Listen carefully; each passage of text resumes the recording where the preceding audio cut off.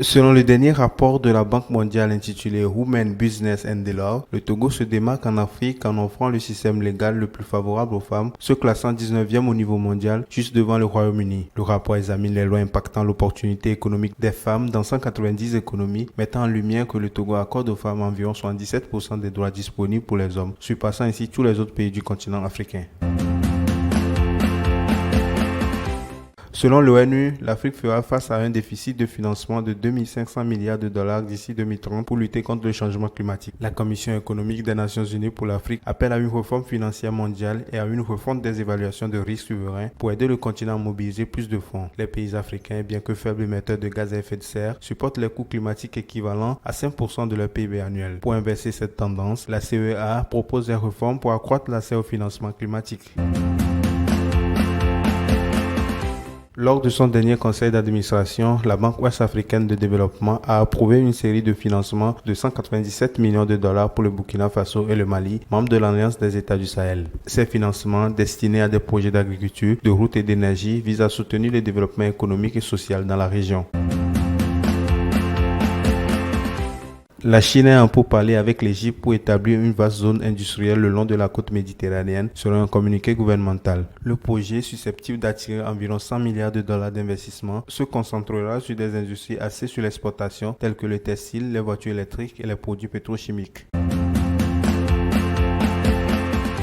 L'entreprise saoudienne Carrefour Industries a annoncé un investissement de 35 millions de dollars dans une usine de transformation de tomates de Sadat City en Égypte. L'usine devrait commencer sa production en mai avec une capacité initiale de 600 tonnes par jour, atteignant 1600 tonnes une fois la deuxième phase achevée. L'entreprise vise à transformer 90 000 tonnes de tomates d'ici la fin de 2024, principalement pour l'exportation vers l'Union européenne.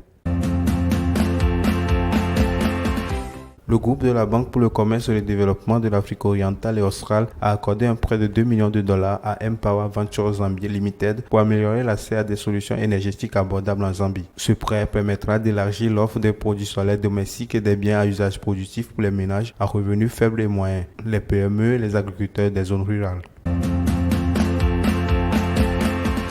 La Banque africaine de développement a signé un accord de près de 40 millions de dollars avec le Libéria pour construire une connexion routière avec la Sierra Leone dans le cadre du projet du développement routier de l'Union du fleuve Mano. Ce projet vise à améliorer l'infrastructure routière pour faciliter le commerce et le développement régional.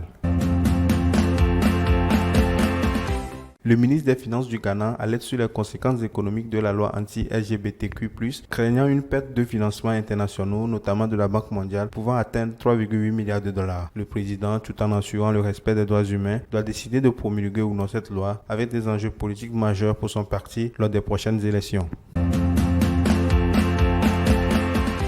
La Facilité africaine de l'eau se prépare à lancer l'initiative d'investissement pour l'assainissement urbain en Afrique pour améliorer l'assainissement dans les villes africaines. La fondation Bill et Melinda Gates a promis 6 millions de dollars pour ce projet, rejoignant ainsi les fonds nordiques de développement qui a déjà investi 12 millions d'euros. L'OCI vise à financer 50 projets d'assainissement urbain en Afrique pour améliorer les conditions de vie de 15 millions de personnes.